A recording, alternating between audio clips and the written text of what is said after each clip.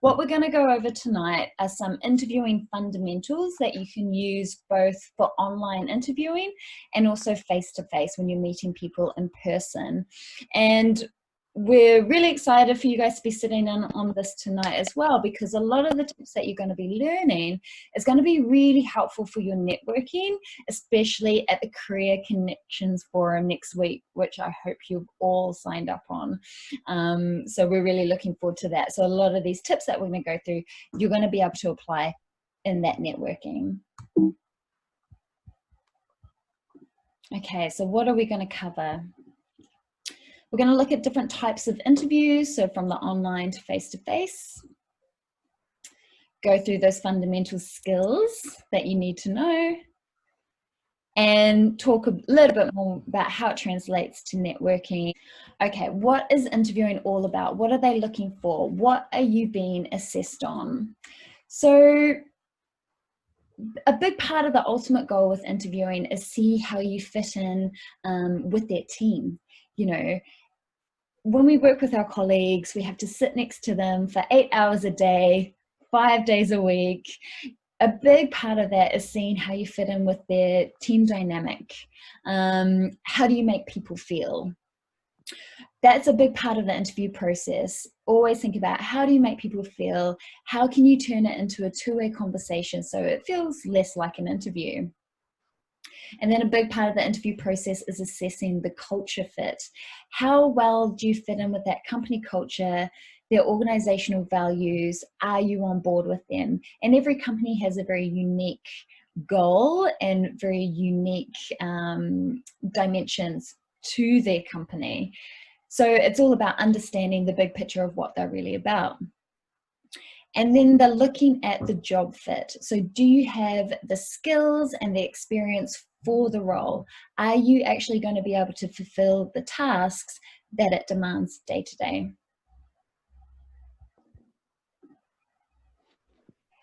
Okay, so let's look at different types of interviews. So the first one, all online. So you have video recording, and digital interviews or phone interviews. So for those who aren't familiar, video recording interviews is quite a common method that a lot of larger organizations particularly will use.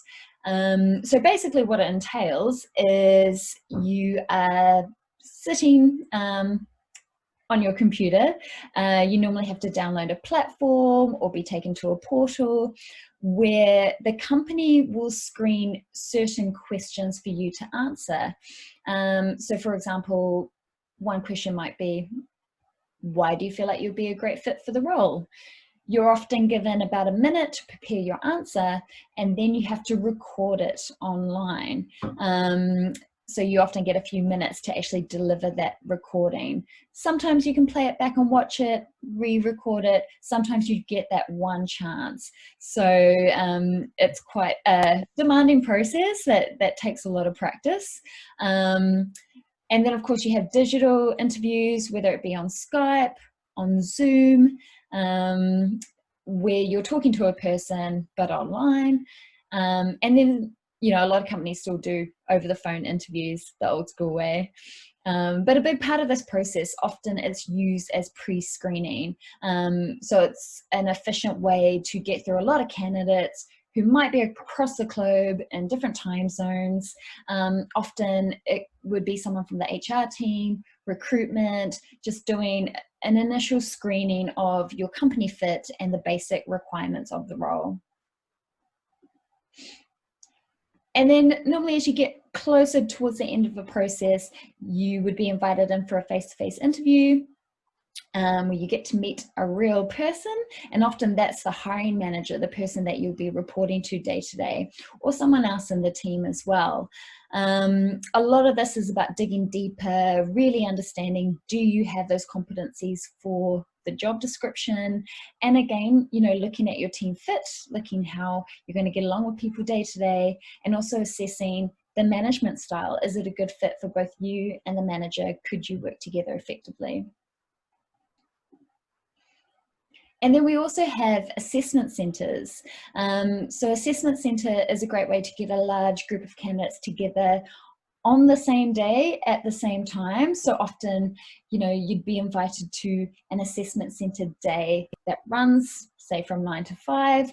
You might be given a lot of different activities to do. So group projects, case studies, presentations, sometimes assessment tests and face-to-face interviews. So again, it's a efficient way to see a lot of candidates and look for those different elements. Okay, so these are our tips for walking through each of those different interview styles. But one thing we really want to flag with you guys is, you know, your interview starts before you interview. So a big part of this interview process is really ensuring your communication is really reflective of who you are in the professional work environment. So from sending emails to a recruiter, trying to schedule interview times, from the day you're connecting with someone on LinkedIn, this is a really important part of that process. So basically, from day one, think of yourself as in the interview. You know, how you communicate with people is a big reflection of how you're going to be day to day in the workplace. So do keep it professional at all times. Be responsive. That's really important in interview scheduling as well. So obviously, when recruiters are trying to schedule a lot of different people at different times, things can change quite quickly. So keep checking your email, you know, make sure it's working, check your spam box, you know, check it on a daily basis, because you never know when an email might come through, and be responsive. Always be professional using salutations and sign off. So, hi, so-and-so, hope you're well. Being really clear and articulate in any communication that you're putting down, specifically if you're talking about scheduling, you know, make sure you check your diary, give dates that add up, be conscious of the time zone that you're in, and ensuring you do a professional and friendly sign off, like kind regards, many thanks. That's all very important, because again, this is your professional brand. Always cross-check details of interviews. So, you know, set yourself calendar reminders, make sure they're in the right time zone so you don't, you know, miss your interview. You know, cross-check it with any details that you've sent out, including your phone number, Skype name. You want to make sure you're accessible at all times, and be patient and be willing to be a bit flexible. Like we said, you know, often recruiters are scheduling a lot of people at a lot of times. It might take some time for them to come back as they do their day-to-day role. So don't be surprised if someone doesn't get back to you straight away or the day or two after. You want to give it a little bit of time, and you can always send a friendly follow-up the next week if in doubt.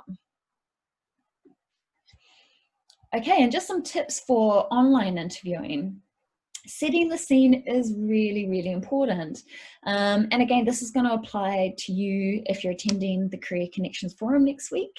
You want to make sure that you've got some good lighting, that your space is not cluttered. Be conscious of what's behind you.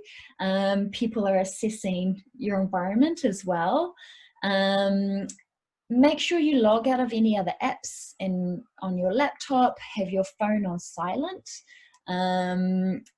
because I've heard some, you know, pretty crazy things happening when people are doing online interviews. So you want to make sure you've got all that in check. Make sure your battery is charged. Make sure your Wi-Fi is going. If you're using a specific software, make sure that's running on time. Dress professionally,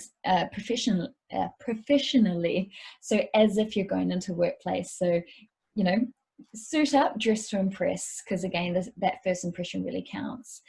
And always be aware of your body language. So as if you're going to meet a person in real life, smile, make eye contact, what I tend to do is I'll put a little post-it behind my camera so I remember to keep looking into the lens. You still want to make that connection and build that rapport with someone even though they're on the other side of the screen. That's really, really important. Make sure your posture's good, you're not slouching. If you're at home, you might tend to relax a little bit more. So, you know, really keep bringing that energy and that enthusiasm so it is demonstrated on screen and they can see your personality shine through.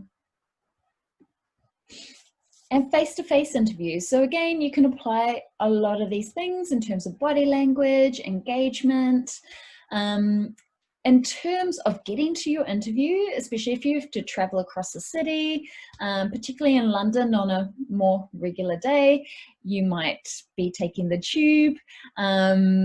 You know, plan accordingly. You don't want to be late. You want to be punctual and arriving to your interview about 5 to 10 minutes before. So, you know, take into consideration tubes get delayed quite often. Build that into your plan. You don't want to arrive to the interview stressed and flustered. So, you know, plan with plenty of time so you can take a deep breath and feel confident going in there. And remember, when you go to your interview in person, the interview starts as you walk through that door. Quite a common thing that hiring managers might do, and I've done it myself when I've been hiring candidates, is they will ring down to reception and get feedback on how you were when you walked into the space. You know, were you polite, were you friendly, or were you rude, were you impatient? You know, it starts as soon as you enter those doors, so always be aware of that. If you feel nervous face to face, don't forget it's okay to pause and take deep breaths, because yeah, you might be excited, you might be nervous, so take that time for yourself so you can deliver in your interview quite comfortably and confidently. And take notes. Don't be afraid to take a notepad to your in-person interview. You know, it just shows engagement, preparation. You can plan any questions in advance as well. Succeeding in interviews is all about preparing. Now, preparation is key.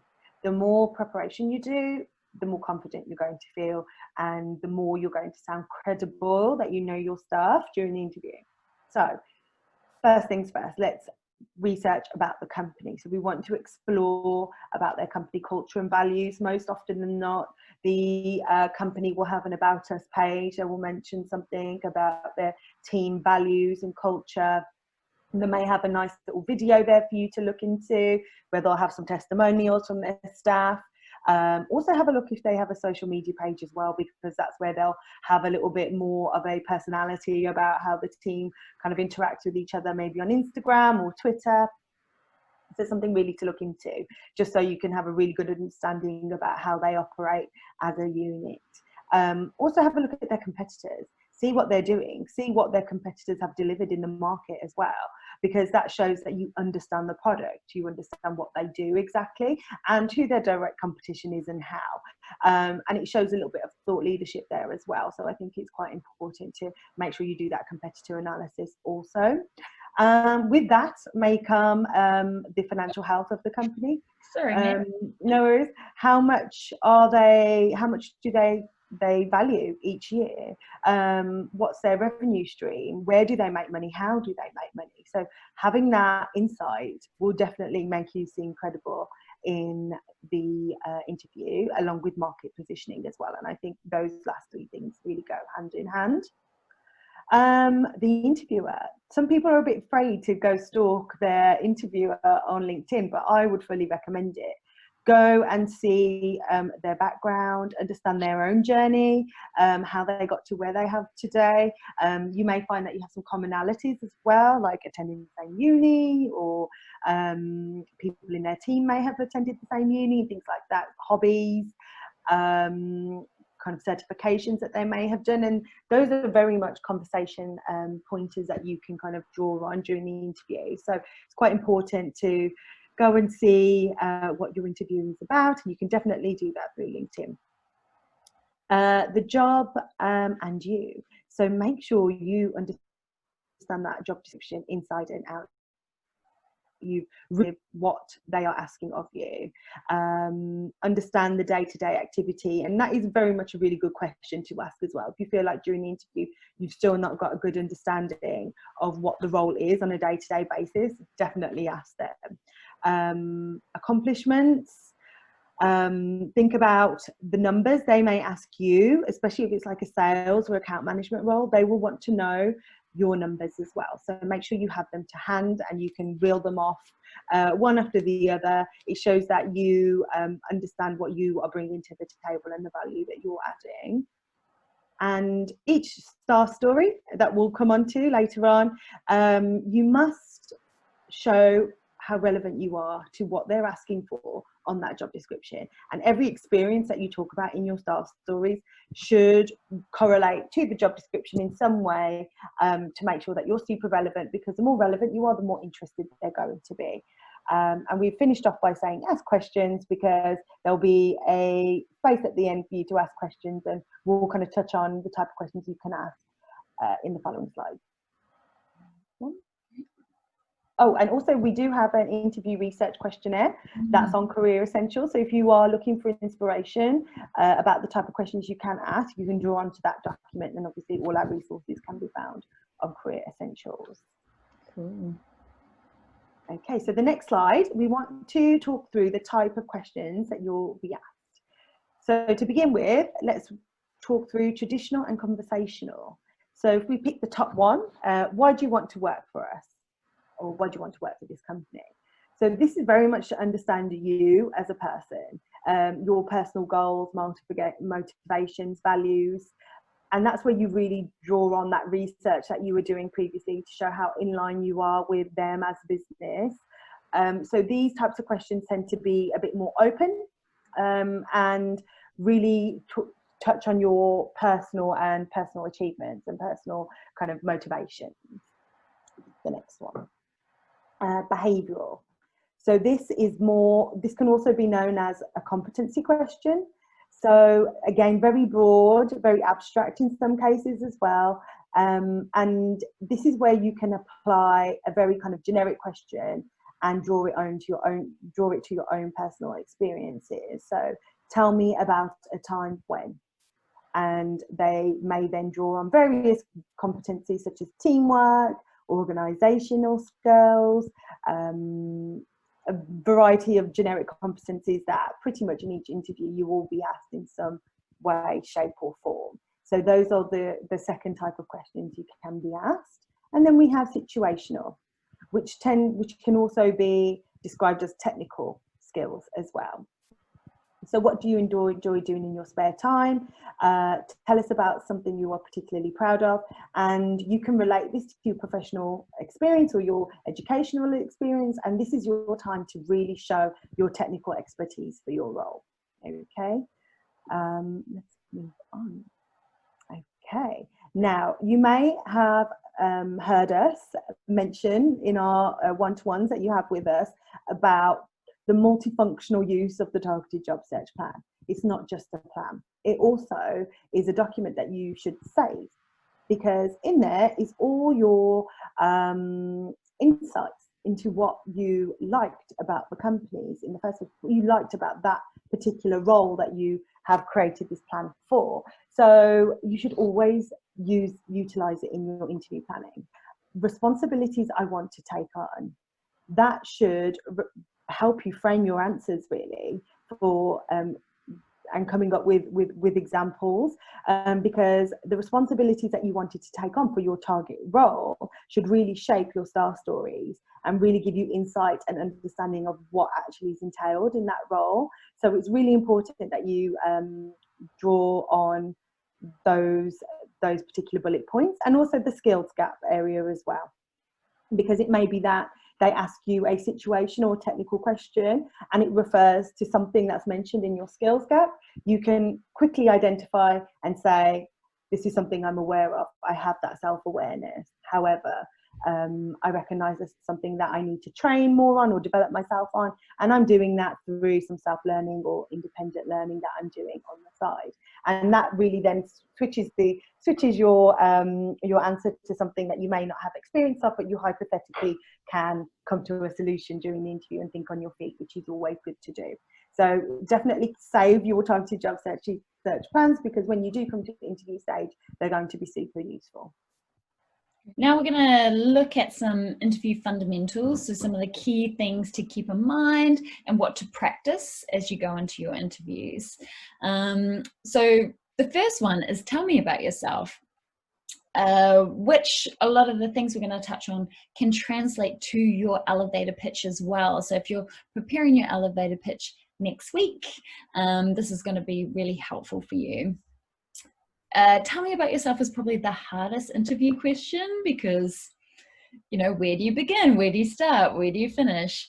What they're really trying to do with this question is upfront evaluate your potential for the company. It's kept very open, so you can draw upon who you are professionally and personally.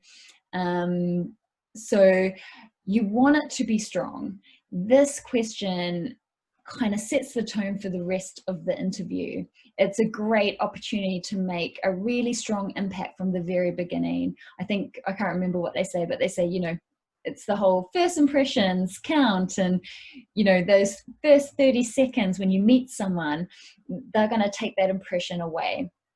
So a good way to think of the tell me about yourself question, and probably 99% of the time they're going to ask you this question, think of it as if they were to ask you that question only and then walk out the room, have you given them enough to secure the position?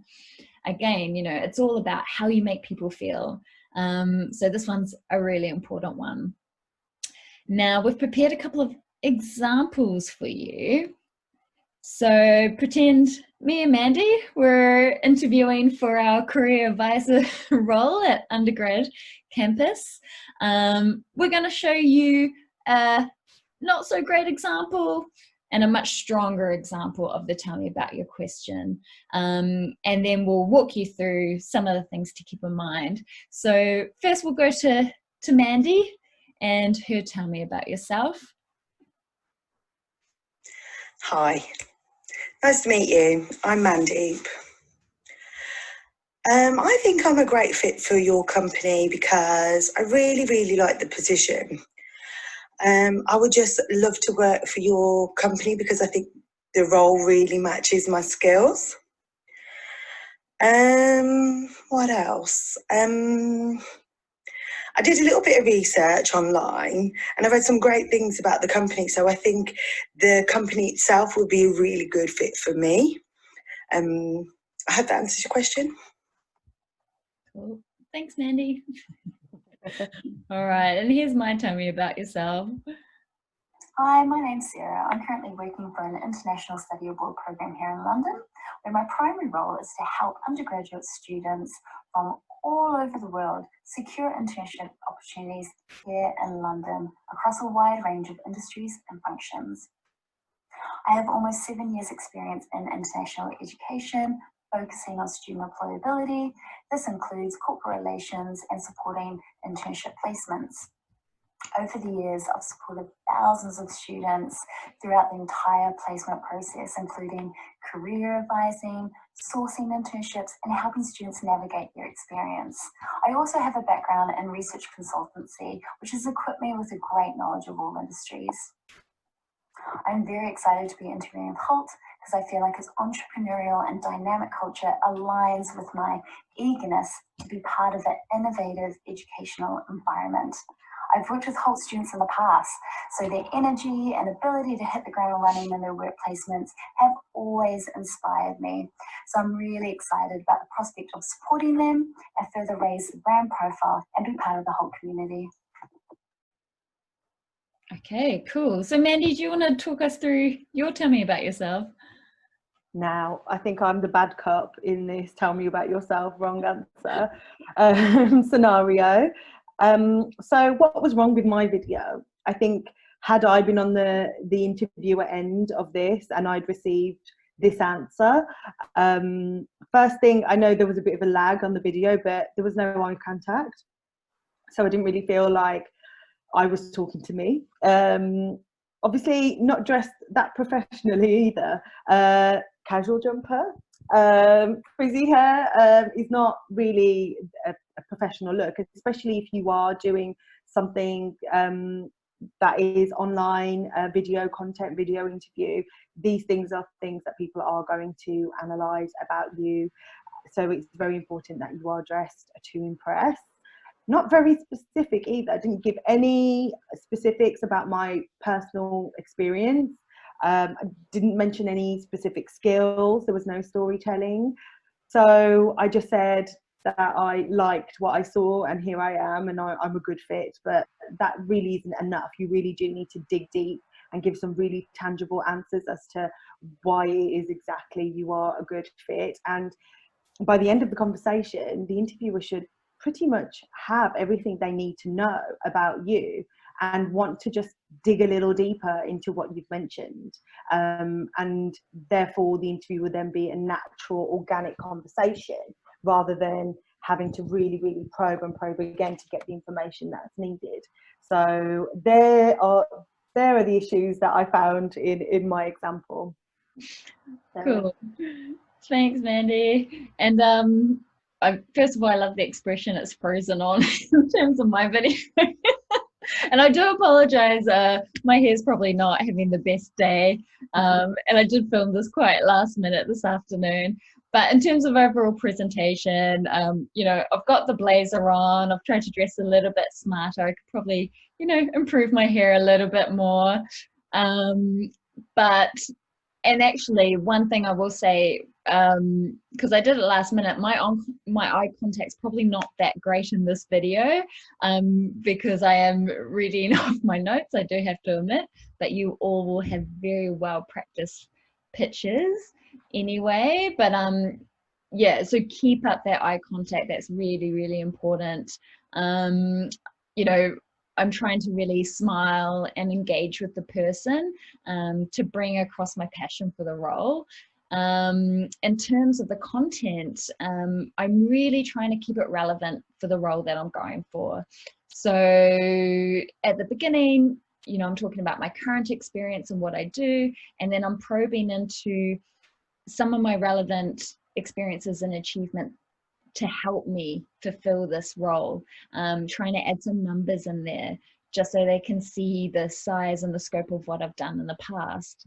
And then at the end, I'm really trying to link to why I'm driven to work for this company, and, you know, showing a little bit of research into understanding the value and the culture and how I connect with it. So I really like this structure. I think it really does give the tell me about yourself answer really good flow.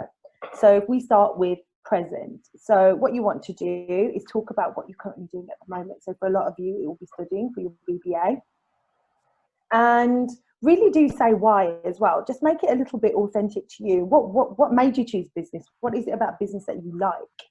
And once you've kind of disclose that information, you're ready to kind of then organically move on to back that up with stuff that you've done in the past. Then you talk through your experiences, like in Sarah's example, you represent one key takeaway that's relevant to the role, and you run through your experience that you've got today.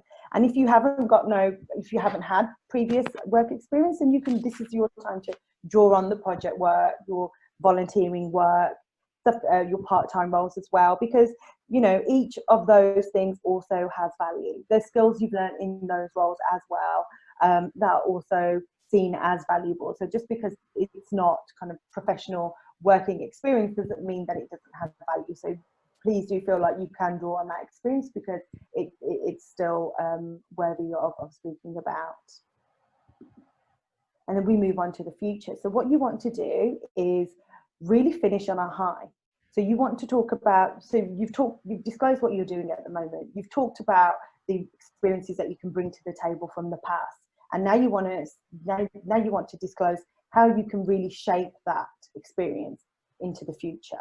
So you want to talk about how your experience is relevant to that particular role that you're going for. You want to tailor this future part to the response that you've identified from the job spec, so what they really said that they're looking for. Make sure you mention that you also have those same skills, and that's your time to kind of drop in your preparation that you did about the company culture as well. So don't forget that that's actually a very, very valuable thing to discuss, and a kind of combination of all these things will then leave the I'm tell you about yourself pitch in a really positive way. So we want to end with a high and talk about how you're a good fit for that role from a future perspective.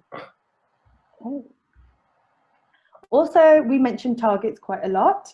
Not to forget that you really want to tailor your answers to why it is that this company really fits with you, because it's based in your target geography. Also, the industry sector. What is it you know about the industry? What is it that appeals to you? So these are really good kind of conversation pointers for you, and also why that specific role. And again, this is something that you would have identified on your targeted job search plan, so you can always reference what you've written there. Next slide. Okay, so Sarah mentioned that earlier on in the presentation, that if the tell me about yourself was the only question that was asked in the interview, have you disclosed everything that you think that interviewer would want to know? So let's break this down. Most important thing, I want this target to know about me. Second most important thing, and key selling points. The accomplishments, think back to your car statements on your CV, back that up with numbers if possible, experiences. Why should they be interested in you? What makes you different, and what makes you a good fit for their team and their culture? And what are other selling points that are directly or indirectly related to this industry or position? So this is where you can draw on that external experience that you may have through your volunteering work and things like that. So everything is relevant at this point. So remember, past, present, future, role, industry, geography, and the most important thing, I want this person to know about me. So for your telephone interviews, video interviewing, and online networking, I think this slide is a very condensed way to kind of trigger and remind you of what you need to be talking about. Cool. Okay, now star stories. So star stories is a really powerful tool in interviewing, and especially for those who have worked so hard on their car statements in your CV, you're going to find that is going to bear a lot of fruit in this process. Star is a bit of an extended version of those car statements. So what does it stand for? S for situation, T for task, A for action, R for result. Star stories are all about storytelling. So basically, when you're doing an interview, anytime you give an example of a specific skill that you've used or a specific competency that you're trying to portray, always back it up with a star story. Employers want to hear those concrete examples, and it helps them really visualize you in that moment, how you went about achieving that goal, achieving that task. It helps to build credibility so they believe you. You know, it's one thing to say, yeah, I've got great organizational skills, but when you're showing an employer exactly how you've used it, it helps them really understand and believe you. Star stories are really great because it's going to keep them engaged. It's going to keep their attention throughout the interview. So again, it's building that connection. How do you make them feel? It's also an amazing structure to keep you grounded throughout your interview. Giving your examples of the different skills that you use will help you follow them a lot easier. It helps the interview follow your story a lot easier, so you do get their buy-in, so they do believe you. And when you practice your star stories, it just helps you not to get lost in your interview. When you've got a few really, really great ones at hand, it helps you feel more confident, and you can focus on the delivery in your interview, so you can, you know, really build that rapport and let your personality shine through.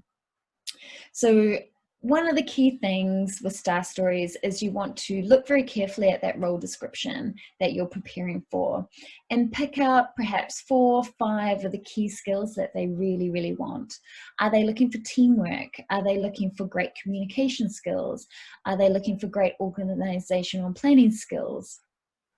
And you want to build your star stories around those key themes. And then that way, no matter what they ask you in the interview, you can pivot and adapt quite quickly. You've got your star stories at hand and you've got a great example to give them in those moments. So situation, it's all about setting the scene, setting the context, so they have that background.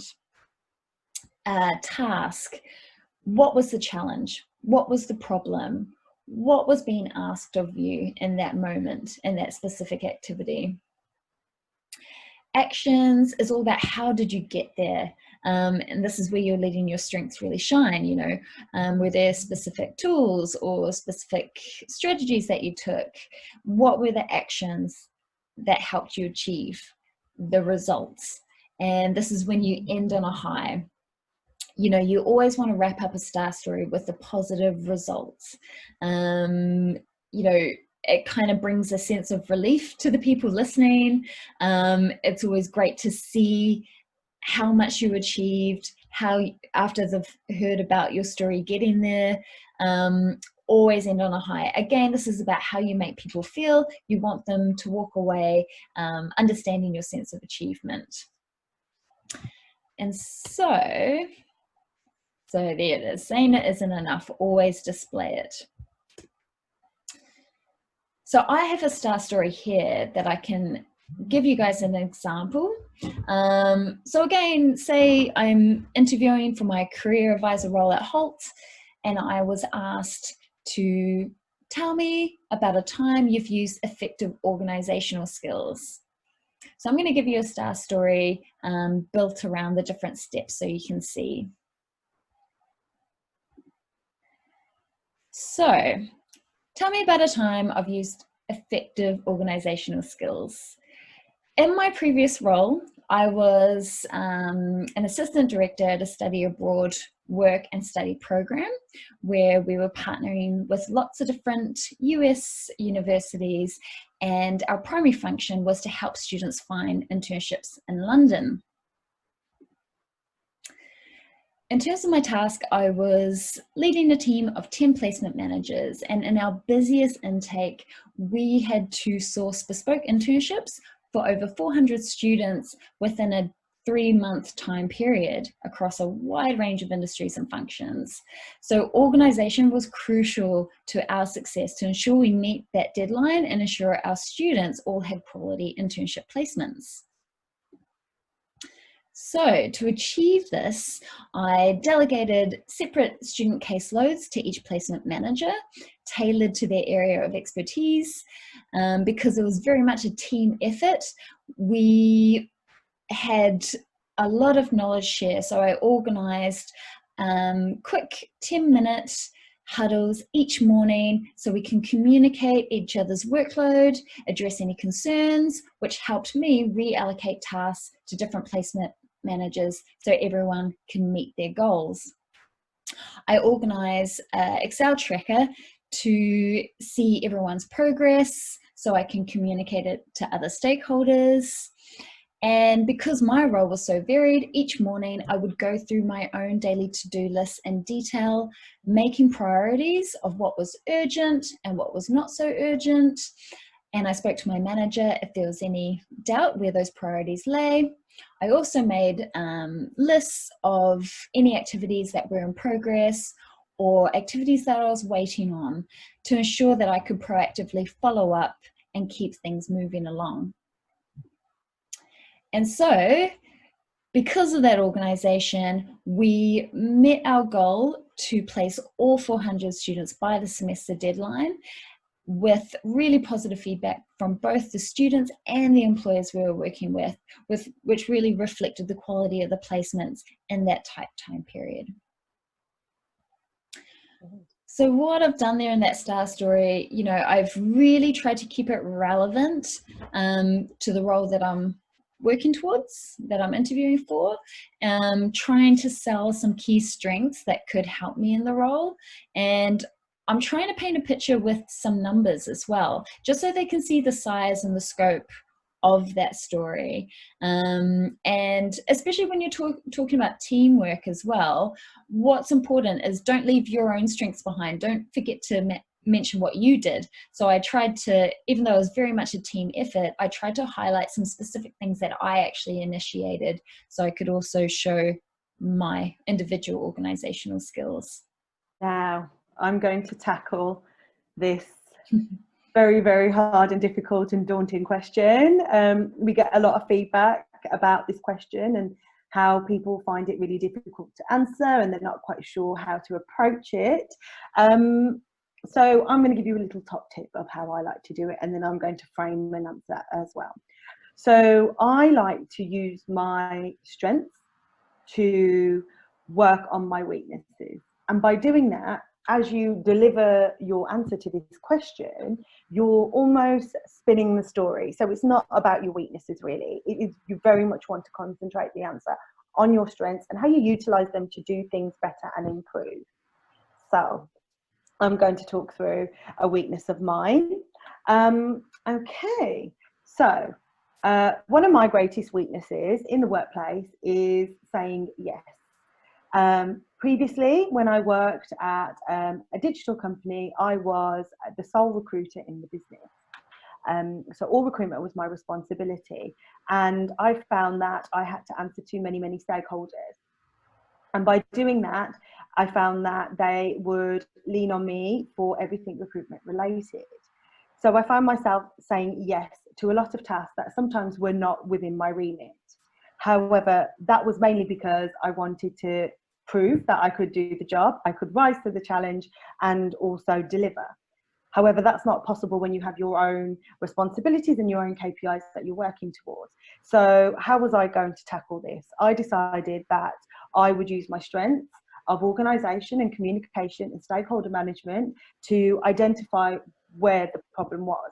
So I then went back to the stakeholders who were asking different favours from me, and I said, it's not possible to deliver this within the time frame that you specified because I have a selection of urgent inquiries that I need to attend to, and in the list of priorities, this is something that I'm not able to do of immediate effect. However, I will be able to deliver this at the end of the week. So I prioritised the tasks that I had to do. I overly communicated to the stakeholders to ensure that I wasn't just ignoring them and I was delivering what they needed of me. And also I managed their expectations through stakeholder management. And by doing this, I was able to complete everything, including the additional tasks that I'd taken on. However, I just wasn't able to do it all at one time.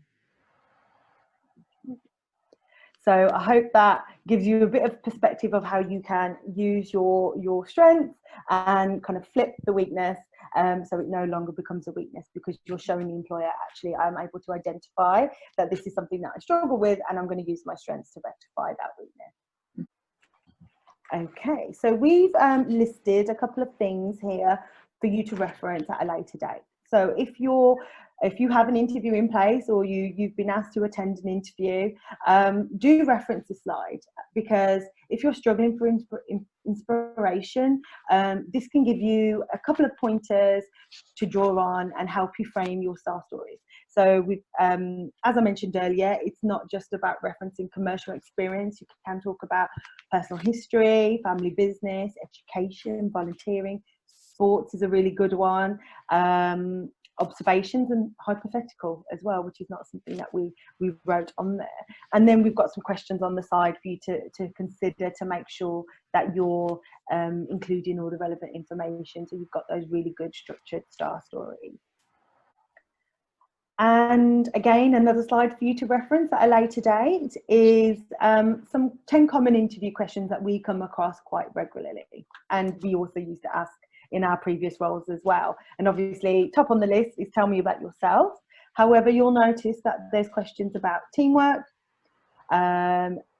questions about communication, and selling yourself as well. what makes you so relevant about the role? So if you find that you're unable to kind of draw inspiration from job descriptions, and just make sure that you have created star stories for these 10 common interview questions, and you'll be in a good position.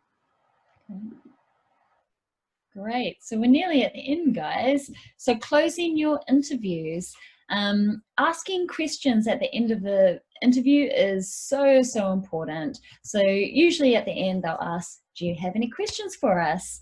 Employers expect you to have questions because it reflects a few things. It shows your engagement. You know, how motivated are you in terms of securing the role? How interested are you? It kind of conveys that enthusiasm and that drive.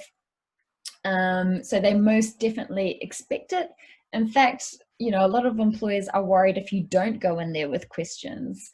So what we recommend is to plan at least 5 questions when you go to your interview. So you can select it from this great smorgasbord, some questions that, you know, really reflect your feelings about the role.